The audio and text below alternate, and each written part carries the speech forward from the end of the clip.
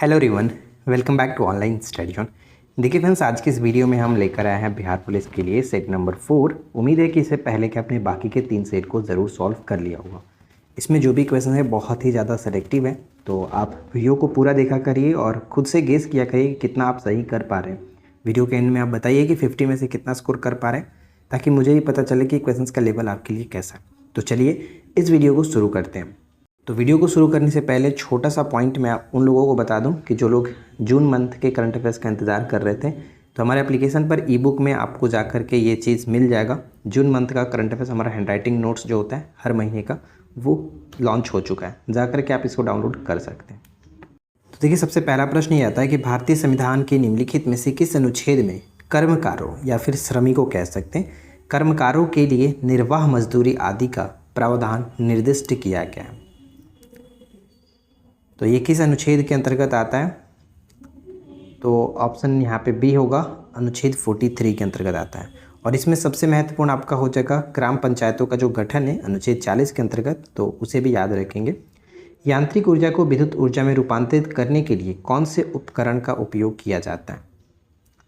यांत्रिक ऊर्जा को विद्युत ऊर्जा में बदलने के लिए डायनेमो का इस्तेमाल करते हैं। सी करेक्ट आंसर है डायनेमो का। काफ़ी कमेंट्स आ रहे हैं कि 10th लेवल के साइंस को कंप्लीट करा दिया जाए। तो देखिए, क्वेश्चंस भी हम साइंस का जो अब लेने की कोशिश कर रहे हैं वो 10th लेवल से ही जुड़ा हुआ है।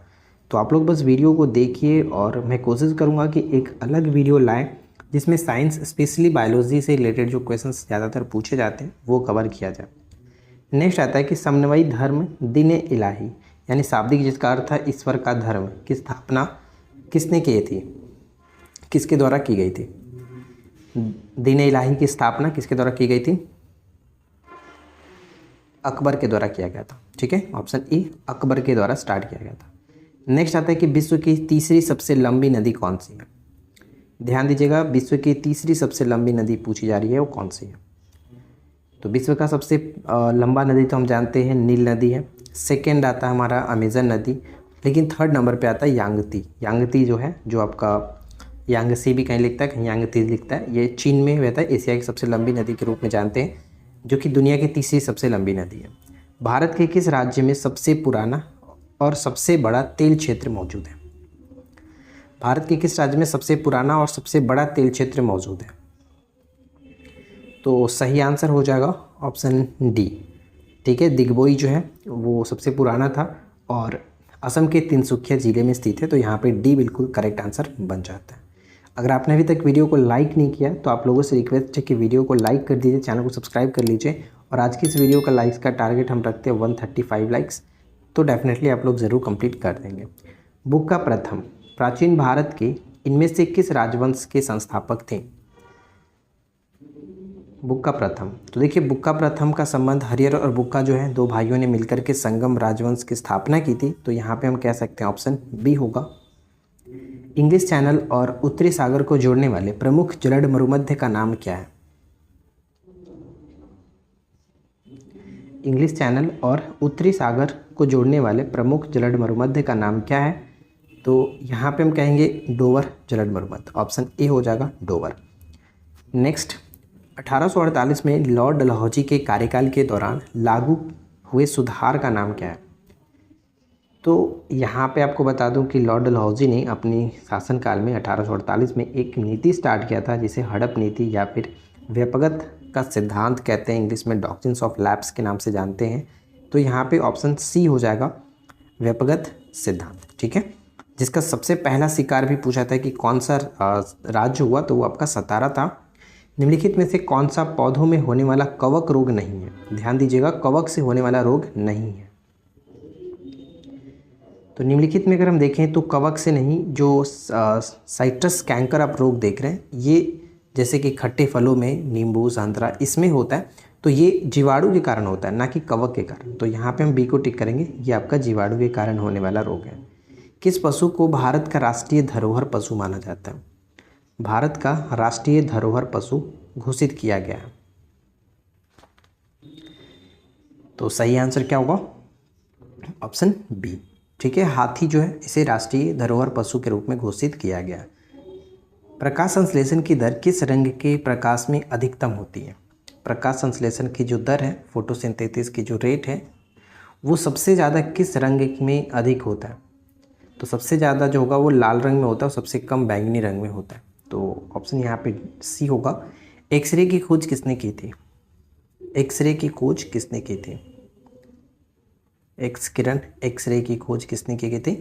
तो रॉन्टजन जो है इनके द्वारा, ठीक है, यहाँ पे रॉन्टजन होगा, रॉन्टजन के द्वारा किया गया था। तो यहाँ पे ऑप्शन ए होगा करेक्ट आंसर। भारतीय पुरातत्व सर्वेक्षण का मुख्यालय कहाँ स्थित है? भारतीय पुरातत्व सर्वेक्षण का मुख्यालय पड़ता है नई दिल्ली में। तो बी यहाँ पे सही होगा, नई दिल्ली। नेक्स्ट प्रश्न आता है कि जिन तत्वों में धातुओं और अधातुओं के बीच के मध्यवर्ती गुण होते हैं उन्हें उपधातु कहते हैं। निम्नलिखित में से किसे उपधातु के रूप में जाना जाता है? तो निम्नलिखित में से किसे उपधातु के रूप में जानते हैं? तो ध्यान रखेंगे, जर्मेनियम जो है इसे हम लोग उपधातु के रूप में जानते हैं और जर्मेनियम का इस्तेमाल हम लोग अर्धचालक के रूप में भी करते हैं।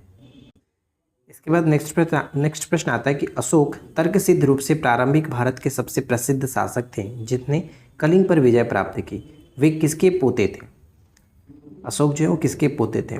कलिंग विजय का वर्णन इनके 13वें शिलालेख में मिलता है और ये चंद्रगुप्त मौर्य के जो कि पोते थे। तो यहाँ पे बी हो जाएगा करेक्ट आंसर, ठीक है, बी। नेक्स्ट है कि भारतीय रिजर्व बैंक की स्थापना कब की गई थी? भारतीय रिजर्व बैंक की स्थापना कब की गई थी? 1 अप्रैल 1935 को। 1 अप्रैल 1935 यहाँ पे करेक्ट होगा। ओस्वान स्मिथ जो थे इसके पहले गवर्नर थे और भारतीय गवर्नर अगर पूछा है कि पहले भारतीय गवर्नर तो सी.डी. देशमुख थे, ये याद रखिएगा। इसका राष्ट्रीयकरण 1949 में हुआ था। स्वाइन फ्लू निम्नलिखित में से किसके द्वारा फैलता है? स्वाइन फ्लू जो है वो किसके द्वारा फैलता है? स्वाइन फ्लू हो, बर्ड फ्लू हो, ये सब वायरस के कारण होता है, ठीक है। और अगर पूछे कि स्वाइन फ्लू में जो इसका सूत्र है उसका क्या होता है, तो स्वाइन फ्लू में H1N1 होता है, ठीक है, H1N1 होता है, जबकि बर्ड फ्लू में H5N1 होता है। तो ये भी याद रखिएगा। चलिए आगे बढ़ते हैं। सत्यमेव जयते उदाहरण जो है वो भारत के राष्ट्रीय प्रतीक पर देवनागरी लिपि में अंकित है। यह उदाहरण जो है वो कहाँ से लिया गया? उदाहरण नहीं, सॉरी, उद्धरण है। तो सत्यमेव जयते लिया गया है मुंडक उपनिषद से। मुंडक उपनिषद यहाँ पे करेक्ट आंसर ऑप्शन ए हो जाता है। इंडिया अनरेस्ट का लेखक कौन थे? इंडियन अनरेस्ट के लेखक कौन थे? Valentine सिरोल। Indian unrest Valentine सिरोल, option D. Akbar ने जजिया कर को कब समाप्त किया? अकबर ने जजिया कर को कब समाप्त किया? 64 में, 1564 में। 63 में तीर्थ कर को समाप्त किया था, 64 में इन्होंने जजिया कर को समाप्त किया। यहाँ पे हम पढ़ेंगे कि जजिया एक प्रकार का धार्मिक कर था। इसे मुस्लिम राज्यों में रहने वाले गैर मुस्लिम जनता से वसूला जाता था। भारत में जजिया कर के प्रथम साक्ष्य मोहम्मद बिन कासिम के आक्रमण के बाद देखने को मिला। सबसे पहले तो इसी ने लगाया था जजिया कर। जजिया कर लगाने वाला दिल्ली सल्तनत का पहला सुल्तान अगर बात करें तो फिरोज शाह तुगलक था। यह पहला सुल्तान था जिसने ब्राह्मणों पर भी जजिया कर लगाया था। कहने का मतलब ये हुआ कि मोहम्मद बिन कासिम जब जजिया कर को लगाया था तो इसको ब्राह्मणों को इससे मुक्त रखा था, लेकिन फिरोज शाह तुगलक ने ब्राह्मणों को भी इसमें शामिल कर दिया। इसके बाद लोधी वंश के शासक सिकंदर लोधी ने भी जजिया कर लगाया और बाद में जजिया कर को समाप्त 1564 में अकबर के द्वारा कर दिया जाता है। नेक्स्ट आता है कि निम्न में से कौन सा मॉन्ट्रियल प्रोटोकॉल के बारे में सही नहीं है? सही नहीं है, ध्यान से। तो मॉन्ट्रियल प्रोटोकॉल का संबंध ओजोन परत के रिक्तीकरण से संबंधित है, ये सही है। 1992 के बाद ये अस्तित्व में आया, ये पॉइंट गलत है। क्यों गलत है मैं आपको बता दूं। 87 में इस पर हस्ताक्षर हुआ, 89 में जाकर लागू हुआ, तो ये पॉइंट गलत होगा। 92 से इसका कोई तात्पर्य नहीं है। यह संधि 197 देशों के समर्थन में किया गया था, ये सही है। और इसकी पहली बैठक 1989 में हेलेंस्की में आयोजित की गई थी। हेलेंस्की में आयोजित की गई थी। तो यहाँ पे पढ़ भी सकते हैं कि ओजोन परत को नुकसान पहुँचाने वाले विभिन्न पदार्थों के उत्पादन तथा उपभोग पर नियंत्रण हेतु विश्व के कई देशों ने 16 सितंबर 1987 और 16 सितंबर को ही विश्व ओजोन परत संरक्षण दिवस के रूप में भी मनाते हैं, ये याद रखना है। को मॉन्ट्रियल प्रोटोकॉल पर हस्ताक्षर किए गए थे। 1 जनवरी 1989 से यह प्रभावी हो गया, जिसकी पहली बैठक मई 1989 में हेलेंस्की में हुई थी। ओजोन परत की मोटाई को हम लोग डबसन इकाई में मापते हैं, ये भी याद रखना है। नेक्स्ट आता है कि 11वीं सदी के भारत का दर्पण किसे कहा जाता है? 11वीं सदी के भारत का दर्पण किसे कहते हैं? तो किताबुल हिंद, ठीक है, किताबुल हिंद। इसकी रचना अल-बिरूनी ने की थी। ठीक है, भारत का दर्पण यानी कि किताबुल हिंद की रचना अल-बिरूनी के द्वारा की गई थी। चलिए आगे बढ़ते हैं, अगला प्रश्न। नेक्स्ट प्रश्न ये आता है कि निम्नलिखित में से कौन अनुचुंबकीय पदार्थ है। अनुचुंबकीय पदार्थ निम्नलिखित में से कौन है? तो सही हो जाएगा ऑक्सीजन। ऑक्सीजन और सोडियम, ये दो आप चीज़ को अच्छे से याद रखेंगे। देखिए यहाँ पे लिखा भी गया है कि वे पदार्थ जो कम से ज़्यादा चुंबकीय क्षेत्र की ओर गति करते हैं तथा जिनकी उपस्थिति से चुंबकीय क्षेत्र का मान कम हो जाता है, उन पदार्थों को अनुचुंबकीय पदार्थ कहते हैं। उदाहरण के लिए एल्यूमिनियम, सोडियम और ऑक्सीजन, ये तीन बहुत बार पूछे जाते हैं कि निम्नलिखित में से कौन से अनुचुंबकीय पदार्थ है। तो एल्यूमिनियम, सोडियम और ऑक्सीजन अच्छे से याद रखना है। नेक्स्ट आता है कि लोहे का क्यूरी ताप 358 डिग्री सेल्सियस होता है। आपको बताना है कि कौन सा कथन सही है, ठीक ना। अस्थायी चुंबक बनाने के लिए नरम लोहे का इस्तेमाल किया जाता है। तो अब बताइए कि दोनों में से सही क्या है, कौन सा कथन सही होगा, सही आंसर किसे टिक करेंगे।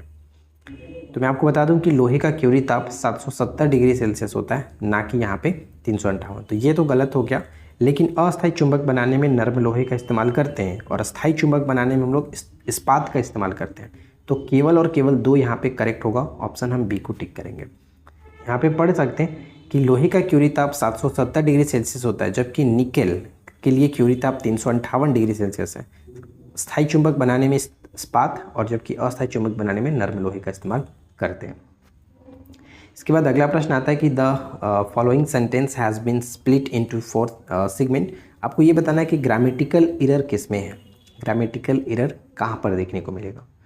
We bought good quality furnitures for our new houses. तो इसमें अगर हम देखें कौन सा पार्ट गलत है, तो मैं आपको बता दूं कि कुछ शब्द ऐसे होते हैं जिनमें एस लगाने की ज़रूरत नहीं होती, यानी एस लगा करके उसे प्लूरल बनाने की ज़रूरत नहीं होती, वो ऑलरेडी प्लूरल होते हैं।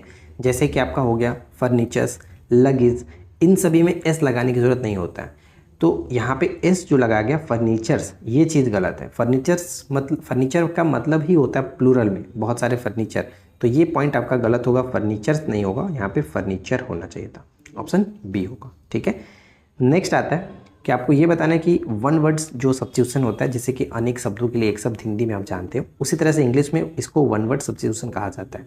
तो यहाँ पे एक वर्ड लिखा गया, पूरा सेंटेंस लिखा गया कि words carved on a stone और मोनूमेंट। बताइए कि क्या इसको कहते हैं। मतलब पत्थर पे जो चीज़ लिखा जाता है, कुछ वर्ड लिखे जाते हैं, शब्द लिखे रहते हैं, जैसे कि पुराने ज़माने के अपने प्राचीन काल के बारे में जानते हैं कि ज़्यादातर जो चीज़ें वो पत्थरों पर मिलते थे, तो उसे हम लोग किस नाम से जानते हैं, उसे इंग्लिश में इंस्क्रिप्शन कहते हैं। ठीक है, इंस्क्रिप्शन के नाम से इसको जाना जाता है, तो ऑप्शन डी होगा। इसके बाद नेक्स्ट आता है कि इनकरेक्टली स्पेल्ड वर्ड बताना है, कि बताइए कि निम्नलिखित में से कौन गलत तरीके से लिखा गया। बहुत सिंपल सा है। देखिए फ्यूचर के बारे में आपको पता ही, फ्यूचर स्पेलिंग सही लिखा गया। लाइज्योर का मतलब होता है आपका जैसे कि फुर्तीला होता है ना, ये भी सही है, और फिगर तो सही लिखा गया, लेकिन यहाँ पे फ्लेवर गलत है। FLAVOUR होगा फ्लेवर। ठीक है, FLAVOUR फ्लेवर, तो ये पॉइंट यहाँ पे गलत था, तो बी यहाँ पे करेक्ट होगा। नेक्स्ट है कि विकास की दृष्टि से प्रकृति की पूर्वकालीन अवस्था का नाम क्या है। विकास की दृष्टि से प्रकृति जो भाषा है, सॉरी प्रकृति मैंने पढ़ दिया, माफ़ी चाहूँगा। प्रकृति की पूर्वकालीन अवस्था का नाम क्या है, तो ये है पाली। ठीक है, प्रकृति की पूर्वकालीन अवस्था पाली है। हिंदी वर्णमाला में अयोगवाह वर्ण कौन से हैं। हिंदी वर्णमाला में अयोगवाह जो वर्ण होते हैं वो कौन से हैं। तो अयोगवाह वर्ण जो है वो आपका अंग, अह और अह जो है, अंग और अह, इन्हें कहा जाता है। जैसे कि यहाँ पे आप पढ़ेंगे कि अयोगवाह जो किसे कहते हैं, तो यहाँ पे पढ़ेंगे कि अयोगवाह अनुस्वार, जिसे हम यहाँ पे कहते हैं अनुस्वार, और विसर्ग जो ये आप देख रहे हैं को कहते हैं, क्योंकि यह ना तो स्वर के अंतर्गत आते हैं और ना ही व्यंजन के अंतर्गत आते हैं, लेकिन स्वर के अंत में लगते हैं। जैसे अ हमारा क्या है, अ, आ, ये सब स्वर है। ठीक है, तो इसी के ऊपर लग रहा है ना कि अ के ऊपर आपका लग रहा है अनुस्वार, और जो विसर्ग है वो अ के एंड में लग रहा है, तो ये आपका क्या होता है, ये होता है अयोगवाह। ठीक है, नेक्स्ट आता है कि राष्ट्रीय मानवाधिकार आयोग का अध्यक्ष किसे बनाया जाता है। राष्ट्रीय मानवाधिकार आयोग का अध्यक्ष किसे बनाया जाता है। तो ध्यान देना है कि सुप्रीम कोर्ट का कोई जो सेवानिवृत्त मुख्य न्यायाधीश होता है उसे इसका अध्यक्ष बनाया जाता है, राष्ट्रीय मानवाधिकार आयोग। और हाल ही में अभी नई जो कि नई बनी हुई हैं उनका नाम याद रखेंगे, जुलाई 2024 में, मतलब अभी ये करीब मई या फिर जून में इनको बनाया गया था। तो मैंने यहाँ पे लिखा कि वर्तमान जुलाई 2024, अभी इस तरह से मैंने जुलाई लिख दिया कि ये अभी हम जुलाई में बात कर रहे हैं। तो श्रीमती विजया भारती जो सयानी है इनको बनाया गया। पहले अरुण कुमार मिश्र थे, ठीक है, अरुण AK मिश्रा थे। ध्यान दीजिएगा कि राष्ट्रीय मानवाधिकार आयोग का गठन 1993 में हुआ था। इसका मुख्यालय नई दिल्ली में, और इसके प्रथम जो अध्यक्ष थे रंगनाथ मिश्रा जी थे। किस पंचवर्षीय योजना के दौरान भारत ने मिश्रित अर्थव्यवस्था चुने थे? तो हम जानते हैं कि भारत मिश्रित अर्थव्यवस्था के अंतर्गत आता है, और मैंने आपको पहला या फिर दूसरा सेट में ये चीज़ बताया भी था कि भारत मिश्रित अर्थव्यवस्था के अंतर्गत आता है, और ये दूसरी पंचवर्षीय योजना के दौरान अपनाई गई थी। तो यहाँ पे बी हो जाएगा। अब आपको ये कमेंट करके बताना है कि दूसरी पंचवर्षीय योजना जो है वो किस मॉडल पर आधारित था। नेक्स्ट, निम्न में से कौन सा रंग सबसे कम तरंग दैर्घ्य रखता है? सबसे कम तरंग दैर्घ्य रखता है, इस पर ही मैंने एक अलग वीडियो बनाया हुआ है, बहुत बार आप लोगों को समझाया भी है। कल मैं आपको एक बार इसके बारे में फिर से समझाऊंगा, क्योंकि ये बहुत ज़्यादा इंपॉर्टेंट टॉपिक हो जाता है। क्योंकि एक तरफ तरंग दैर्घ्य बढ़ता है, दूसरी तरफ इसकी आवृत्ति बढ़ती है। तो ये आपको समझना ज़रूरी है कि किसका तरंग दैर्घ्य ज़्यादा होता है, किसका आवृत्ति ज़्यादा होता है। जैसे कि आपको विद्युत चुंबकीय तरंग पता है, 7 प्रकार के विद्युत चुंबकीय तरंग हैं। इनसे रिलेटेड तरंग दैर्घ्य और आवृत्ति से रिलेटेड क्वेश्चन पूछे जाते हैं, और ख़ास करके ये तो रंग वाले हैं, रंग में ज़्यादा कुछ दिक्कत नहीं होता है। तो यहाँ पे देखिए, सबसे कम तरंग दैर्घ्य किसका होगा? जो सबसे ज़्यादा विचलित होगा उसका तरंग दैर्घ्य सबसे कम होगा। तो आपको पता है कि बैंगनी जो रंग होता है, जैसे कि अगर हम 7 श्वेत प्रकाश को प्रिज्म से होकर के गुजारते हैं तो वो 7 रंगों में विभक्त होता है, 7 रंगों में टूट जाएगा। तो सबसे ज़्यादा जो विचलित होता है वो कौन सा है? जैसे कि अगर हम देखो इसको हटाते हैं और आपको अच्छे समझाते हैं। जब श्वेत प्रकाश इस तरह से गुजरता है तो वो क्या होता है कि अगर सीधा जाता तो ठीक है, लेकिन क्या होता है, विचलित हो जाता है, और विचलित होके इस तरह से टूटता है 7 रंगों में। तो सबसे ज़्यादा जो विचलित होता है वो आपका बैंगनी कलर होता है। तो बैंगनी कलर जब विचलित ज़्यादा होगा उसका तरंग दैर्घ्य कम हो जाता है। यहाँ पे करेक्ट होगा ऑप्शन सी। और तरंग दैर्घ्य सबसे ज़्यादा लाल रंग का होता है, और इसीलिए हम लोग इसका प्रकीर्णन में मतलब यूज़ भी करते हैं। तो प्रकीर्णन मतलब नहीं होता इसका, स्कैटरिंग ज़्यादा नहीं होता है, खतरे के सिग्नल के रूप में, ताकि दूर तक इसको दिखाई दे। वेवलेंथ का मतलब क्या होता है कि दूर तक उसका जाना, ठीक है, लेंथ मतलब वेवलेंथ। तो ये बस ध्यान रखेंगे, सिंपल सा समझना है ये चीज़। निम्न में से कौन सा पर्यावरण का एक घटक है, अजैव घटक है? पर्यावरण का अजैव घटक कौन सा है? तो ये आपका पानी हो जाएगा, पानी अजैव घटक है। निम्न में से किस किरण के आयनन क्षमता सबसे अधिक होता है? आयनन क्षमता सबसे अधिक, अ से आयनन क्षमता अधिक, अ से अल्फा किरण, तो ये याद रखिएगा। और वेदन क्षमता, जैसे कि वेदन कभी कभी पूछा था कि वेदन क्षमता किसका अधिक होता है, तो गामा किरण का, ठीक है, गामा किरण का वेदन क्षमता ज़्यादा होता है। नेक्स्ट है कि मानव शरीर में त्वचा तल के नीचे विद्यमान वसा निम्नलिखित में से किसके विरुद्ध अवरोधक का काम करती है? अवरोधक का काम करती है, तो शरीर के ऊष्मा का क्षय होने से बचाता है, तो अवरोधक का काम करता है, ऑप्शन बी। एक उड़ते हुए चक्के की प्रति सेकंड घूर्णन किससे मापी जाती है? तो स्ट्रैबोस्कोप से माप सकते हैं, स्ट्रैबोस्कोप, ऑप्शन डी। अगस्त बीजमैन ने निम्नलिखित में से क्या प्रस्ताव किया था? अगस्त बीजमैन ने निम्नलिखित में से क्या प्रस्तावित किया था? तो जनन द्रव्य सिद्धांत अगस्त बीजमैन ने दिया था, जनन द्रव्य सिद्धांत। उम्मीद है कि आप लोगों ने वीडियो को लाइक ज़रूर कर दिया होगा। बार बार कहना भी अच्छा नहीं लगता, लेकिन आप लोग नहीं करते हो लाइक, इसलिए अच्छा भी नहीं लगता है। टाइफाइड के उपचार के लिए निम्नलिखित में से कौन सी औषधि दी जाती है? तो सबसे पहले तो याद रखेंगे टाइफाइड जो कि जीवाणु से होने वाला एक रोग है, और इसमें जो औषधि दी जाती है वो आपका है क्लोरामोफेनिकोल, ठीक है, क्लोरामोफेनिकोल, ऑप्शन डी।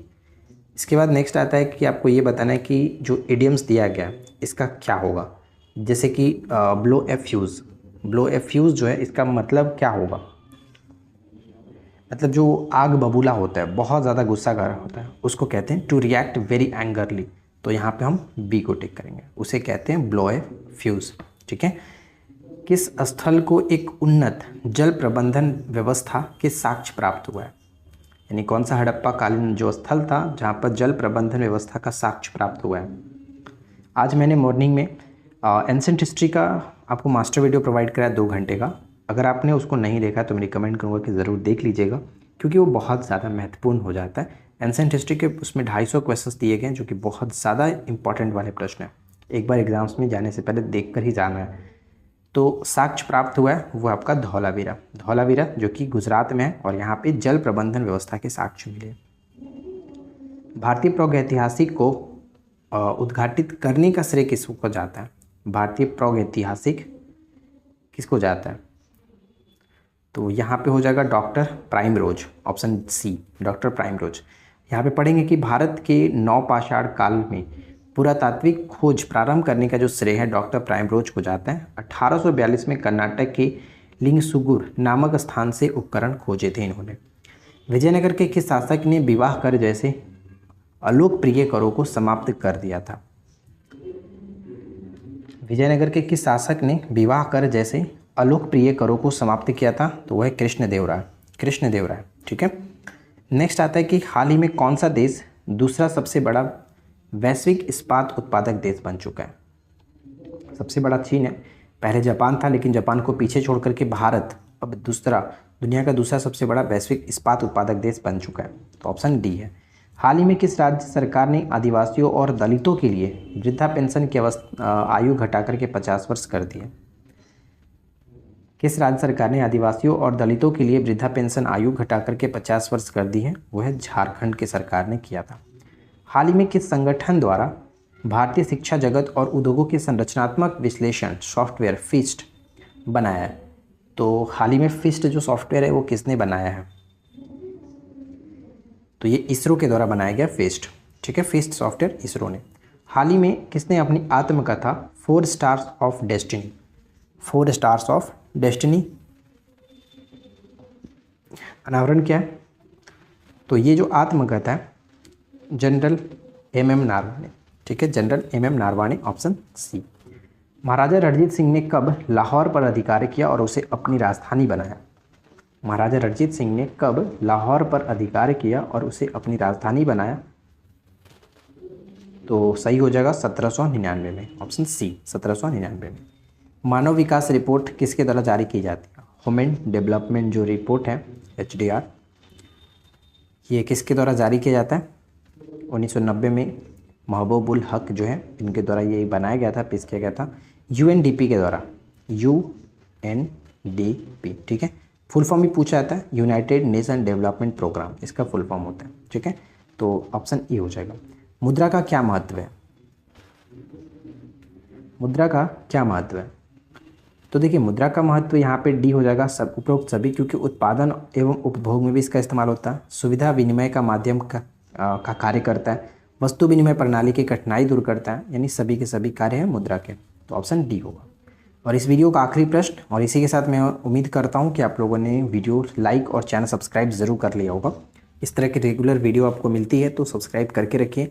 लगातार बढ़ती कीमतों की प्रक्रिया होती है, लगातार बढ़ती कीमतों की प्रक्रिया होती है, क्या कहते हैं उसे? हम लोग मुद्रास्फीति के नाम से जानते हैं। लगातार बढ़ती कीमतों की जो प्रक्रिया होती है उसे मुद्रास्फीति कहा जाता है। तो ऑप्शन बी होगा। उम्मीद है कि वीडियो आपको अच्छी लगी होगी। यहाँ पे 50 क्वेश्चन हमने डिस्कस किया, जो कि काफ़ी अच्छे क्वेश्चंस थे। रेगुलर इस तरह के प्रैक्टिस के लिए आप हमारे साथ जुड़े रहें। वीडियो अपने फ्रेंड के साथ ग्रुप्स में ज़रूर शेयर करें। मिलते हैं हम लोग नेक्स्ट वीडियो में नए टॉपिक के साथ। Thanks for watching, keep learning, have a good day.